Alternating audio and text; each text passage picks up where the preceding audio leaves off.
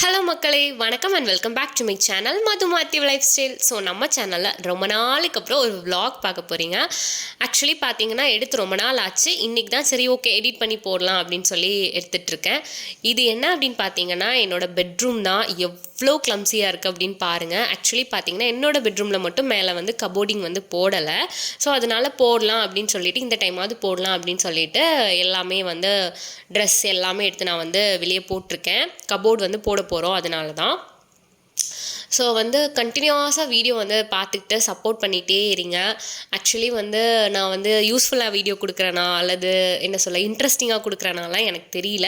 ஏதோ என்னோட ஒரு சாட்டிஸ்ஃபேக்ஷனுக்காகவும் எனக்கு இருக்க கொஞ்சம் சப்ஸ்கிரைபர்ஸ்க்காகவும் நான் வீடியோ வந்து கண்டினியூஸாக கொஞ்சம் டைம் எடுத்தினாலும் நான் போட்டுகிட்டே இருக்கேன். உங்களோட குட்டி குட்டி கமெண்ட்ஸ், அதுக்கப்புறமா என்ன சொல்கிறது, சின்ன சின்ன விஷயங்கள் தான் எனக்கு பெரிய பெரிய சப்போர்ட்டாக இருக்குது. பெரிய அளவில் போகணும் அப்படின்னு தோணுது. உண்மையாக சொல்லணுன்னா யூடியூப் சேனல் ஸ்டார்ட் பண்ணி ஆல்மோஸ்ட் எனக்கு 3 to 4 இயர்ஸ் ஆகுதுன்னு நினைக்கிறேன்.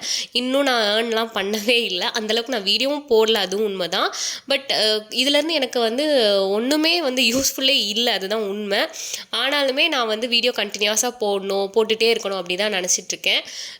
எனக்கு அது ஒரு பெரிய சாட்டிஸ்ஃபேக்ஷனாக இருக்கும். யாராவது ஒருத்தங்க கமெண்ட் பண்ணால் கூட எனக்கு அவ்வளோ ஹாப்பியாக இருக்கும். ஸோ அதனால் பேமெண்ட் வருதோ வரலையோ நான் கண்டினியூஸாக போட்டுட்டு தான் இருப்பேன். ஸோ எனக்கு சப்போர்ட் பண்ணணும்னு நினைக்கக்கூடியவங்க சப்போர்ட் பண்ணுங்கள். அவ்வளோதான். இப்போ வீடியோ நம்ம வந்து பார்த்துடலாம். ஸோ வந்து ட்ரெஸ் எல்லாத்தையுமே எடுத்து அப்படியே பீரோலேருந்து ஒவ்வொன்றா எடுத்து வச்சிட்ருக்கேன். ஸோ வந்து தனியாக தான் எல்லாத்தையுமே எடுத்து வைக்கணும் அப்படிங்கிறனால ரொம்ப கஷ்டமாக தான் இருந்துச்சு. இது என்னென்னு பார்த்தீங்கன்னா ஏதோ கோயிலில் கொடுத்த வேப்பெல்லாம் நினைக்கிறேன், அதெல்லாம் பீரோக்குள்ளே தூக்கி வச்சுருந்துட்டுருக்கேன். ஸோ அது எல்லாமே எடுத்து நீட்டாக வந்து ஃபுல் அண்ட் ஃபுல் சேஞ்ச் பண்ணோம். மாற்றி வந்து இந்த கபோர்டிங் போடும்போது அபுதாபியில் தான் இருந்தாங்க. ஸோ வந்து நானே ஒத்தைக்கு எல்லாமே சேஞ்ச் பண்ணுமா ரொம்ப கஷ்டமாக தான் இருந்துச்சு. எங்கள் ரூமில் மட்டும்தான் கபோர்டு இல்லை. சரி ஓகே போட்டுடலாம், இந்த டைமாவது போட்டுடலாம் அப்படின்னு சொல்லிட்டு தான் எல்லாமே எடுத்து சேஞ்ச் பண்ணிகிட்ருக்கேன்.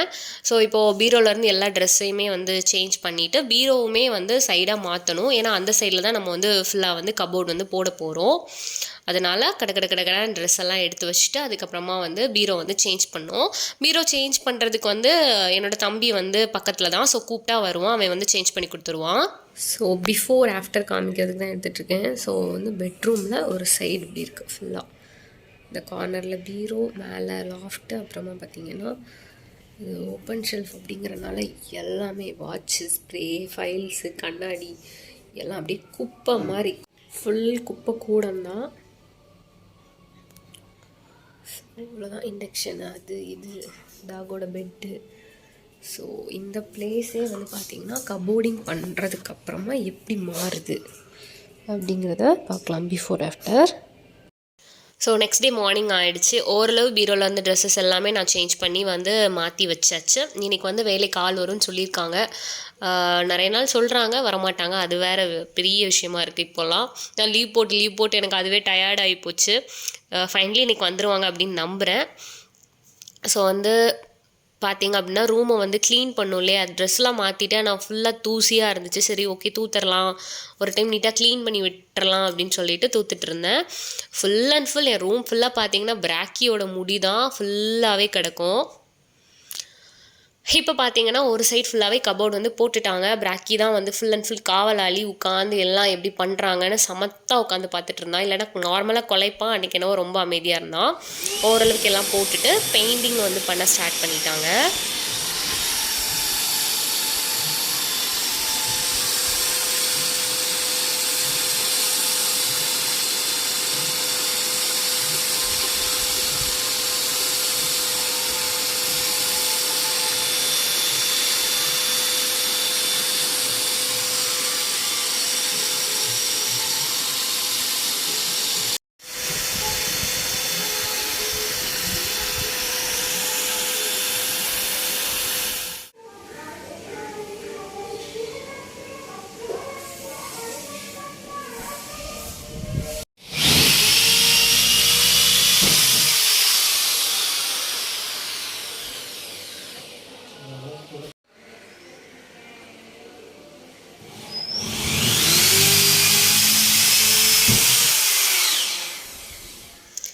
ஸோ பார்த்தீங்க அப்படின்னா ஓரளவுக்கு வேலை வந்து முடிஞ்சுது.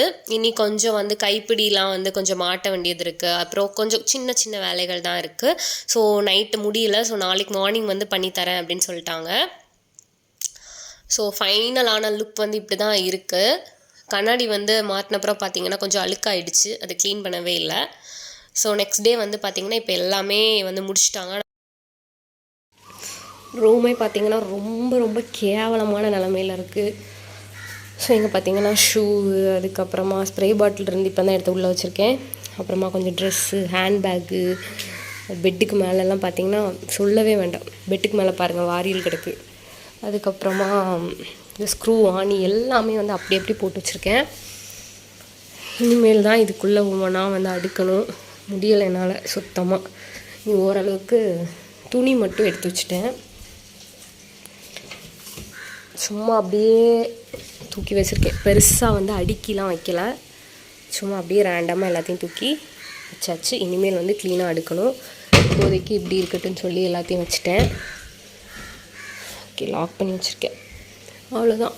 உள்ளெல்லாம் இப்போ தான் கபோர்டெல்லாம் வந்து லைட்டாக தூசிலாம் தட்டி விட்டுருக்கேன். ஸோ இது எல்லாத்தையும் க்ளீன் பண்ணிவிட்டு இந்த ரூமை நீட் பண்ணப்புறம் தான் வந்து ரூமே வந்து பார்க்குற மாதிரி இருக்கும். நான் என்ன பார்த்திங்கன்னா அதை விட மிச்சமாக இருக்கேன். ஸோ இப்போதைக்கு நானே இப்படி தான் இருக்கேன். என்னை பார்த்தாலே உங்களுக்கு தெரியும் எவ்வளோ வேலை அப்படின்ட்டு. மூஞ்செலாம் பார்த்திங்கன்னா கிறுக்குன்னு ஆயிடுச்சு. அவ்வளோ தூசி.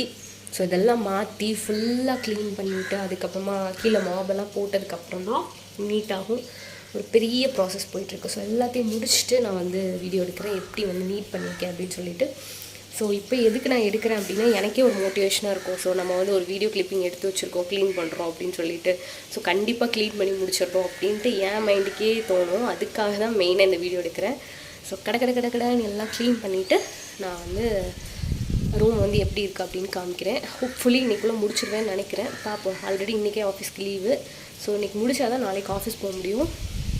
பார்க்கலாம்.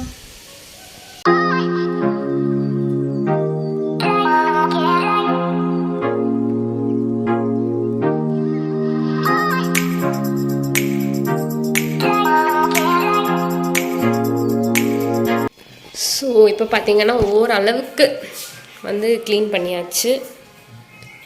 இனிமேல் வந்து நல்லா மாப் போட வேண்டியதான். பெட்டில் உள்ளது எல்லாமே நீட் பண்ணியாச்சு. ஸ்டஃப் எல்லாமே வந்து அப்படியே அடுக்கிலாம் வைக்கல, சும்மா அப்படியே தூக்கி எல்லாமே தூக்கி அப்படியே வச்சுட்டேன். இங்கேயும் அப்படி தான் ஜஸ்ட் அப்படியே தூக்கி வச்சாச்சு. ஸோ இனிமேல் தான் வந்து ஃபுல்லாக வந்து மாப் போட்டு முடிக்கணும். முடிச்சுட்டு ஃபைனல் லுக் வந்து நான் லாஸ்ட்டாக காமிக்கிறேன். ஸோ ஒரு வழியாக வந்து பார்த்திங்கன்னா எல்லாம் என்னால் முடிஞ்ச அளவுக்கு நான் அப்படியே அரேஞ்ச் பண்ணி அதுக்கப்புறமா வந்து பார்த்திங்கன்னா மாபெல்லாம் போட்டு முடிச்சாச்சு. அவ்வளோதான். என்னால் முடிஞ்ச அளவுக்கு எல்லாம் பண்ணி முடிச்சிட்டேன். ஃபைனலி ஹாப்பி அப்படின்னு சொல்லலாம், அந்த அளவுக்கு இருந்துச்சு. இப்போ வந்து பார்த்திங்கன்னா ஒரு சூப்பரான ரெசிபி பார்க்கலாம். நெக்ஸ்ட்டு வாங்க.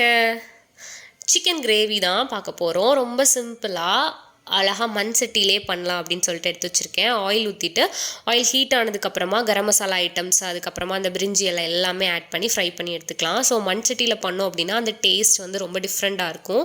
அதனால இன்றைக்கி இதில் ட்ரை பண்ணலாம் அப்படின்னு சொல்லிட்டு கொஞ்சமாக இஞ்சி, அதுக்கப்புறமா பூண்டு, சின்ன வெங்காயம் எல்லாமே சேர்த்தாச்சு. நல்லா போட்டு எல்லாத்தையும் வதக்கிக்கலாம். ஸோ வதக்குனதுக்கப்புறமா பார்த்தீங்கன்னா கொஞ்சம் ஸ்பீடாக வதங்குறதுக்காக 2 பிஞ்ச் உப்பும் வந்து ஆட் பண்ணிட்டேன். அப்புறமா வந்து வத்தல் மிளகாய் ஆட் பண்ணியாச்சு. அப்புறமா வந்து பார்த்திங்கன்னா கொஞ்சமாக முழு மல்லி ஆட் பண்ணியிருக்கேன். இதெல்லாம் போட்டு நல்லா வறுத்து எடுத்துக்கலாம். ஃபைனலாக வந்து பார்த்திங்கன்னா கொஞ்சமாக தேங்காய் துருவலும் வந்து நம்ம ஆட் பண்ணி ஃப்ரை பண்ணி எடுத்துக்க போகிறோம். அதுக்கு முன்னாடி கொஞ்சம் கருவேப்பிலை ஆட் பண்ணிக்கிட்டேன். அப்புறமா பார்த்திங்கன்னா தேங்காய் துருவலும் வந்து ஆட் பண்ணியாச்சு. லைட்டாக மிக்சியில் போட்டு ஒரு கிரைண்ட் பண்ணி ஆட் பண்ணோம் அப்படின்னா நல்லா ஒன்று போல் தேங்காய் எல்லாமே சேர்ந்து ஒரே மாதிரி வந்து வதங்கி வரும். இப்போ ஃபைனலாக ஃப்ரை ஆகிடுச்சு. இது கூட நான் கொஞ்சம் புதினாவும் கொத்தமல்லியும் ஆட் பண்ணிக்கிறேன், நல்ல மணமாக இருக்கும் அப்படிங்கிறதுக்காக. அப்புறமா நம்ம வந்து ஃப்ரை பண்ணி எடுத்து அதே மண் சட்டியில் கொஞ்சமாக ஆயில் ஊற்றி கொஞ்சம் சோம்பு ஆட் பண்ணிக்கலாம். Already garam masala items add பண்ணனால கொஞ்சம் கம்மியாகவே ஆட் பண்ணிக்கிட்டேன். அப்புறமா வெங்காயம் எடுத்து நல்லா நீள் வாக்கில் கட் பண்ணி கொஞ்சமாக உப்பும் ஆட் பண்ணி நம்ம வந்து கடன்னு வதங்கிடும். அதுக்காக தான். ஸோ நல்லா வதங்கினதுக்கப்புறமா இஞ்சி பூண்டு பேஸ்ட் ஆட் பண்ணிக்கலாம். நம்ம ஆல்ரெடி இஞ்சி பூண்டு வந்து ஃப்ரை பண்ணும்போதே போட்டிருக்கோம் தேங்காய் அரைப்பு கூட, அதனால் கொஞ்சம் கம்மியாக ஆட் பண்ணிக்கிறேன். அப்புறமா வந்து தக்காளி கட் பண்ணி பண்ணி போட்டாச்சு. கூடவே வந்து பார்த்திங்கன்னா 2 பச்சை மிளகாய் நீள் வாக்கில் கட் பண்ணி போட்டுக்கிட்டேன். இதெல்லாம் நல்லா வதக்கி எடுத்துகிட்டு பிஞ்ச் ஆஃப் கொஞ்சமாக மஞ்சள் தூள் ஆட் பண்ணிக்கலாம். நம்ம வந்து காரம் மசாலா எதுவுமே ஆட் பண்ண தேவையில்லைன்னா ஆல்ரெடி எல்லாமே நம்ம அந்த தேங்காய் துருவல் கூட போட்டுட்டோம். ஸோ அவ்வளோதான். ஃபைனலி சிக்கன் ஆட் பண்ணிவிட்டு நல்லா ஒரு மிக்ஸ் பண்ணி விட்டுட்டு சிக்கனில் இருந்தே நமக்கு வந்து பார்த்திங்கன்னா நல்ல தண்ணி வந்து ஊறி வரும். அதனால நான் கொஞ்சமாக தண்ணி ஆட் பண்ணி அப்படியே வச்சுட்டேன். ஸோ வந்து கொஞ்சம் உப்பும் போட்டு நம்ம வந்து இது பண்ணி வச்சிடலாம். இப்போ பார்த்தீங்க அப்படின்னா நான் மூடி போட்டு மூடி வச்சுட்டு அதுக்கப்புறமா பார்த்தீங்கன்னா நம்ம அரைச்சி வச்சுருந்த அந்த தேங்காய் அரைப்பையும் வந்து சேர்த்து ஊற்றியாச்சு. ஃபுல் அண்ட் ஃபுல் அப்படியே முழுக்க இருந்துச்சு. நான் கொஞ்சமாக எடுத்துட்டேன், இன்னொரு பவுலில் எடுத்து தனியாக தான் கொதிக்க வச்சேன். ஏன்னா பாத்திரம் காணாது அப்படிங்கிறனால மீதியை தான் வந்து நான் இதிலே அப்படியே வச்சேன். ஸோ செம்ம டேஸ்ட்டாக இருந்துச்சு. ஃபைனலாக உப்பெல்லாம் ஆட் பண்ணி எல்லாம் டேஸ்ட்லாம் பார்த்துட்டு கருவேப்பிலை, புதினா, கொத்தமல்லி அப்புறமா தேங்காய் எண்ணெய் ஃபைனலாக ஊற்றிக்கோங்க. செம்ம டேஸ்ட்டாக இருக்கும். எப்போவுமே லாஸ்ட்டாக தேங்காய் எண்ணெய் ஊற்றினோன்னா ஸ்மெல் ரொம்ப நல்லாயிருக்கும். ட்ரை பண்ணி பாருங்கள். Thank you. Thanks for watching. Bye.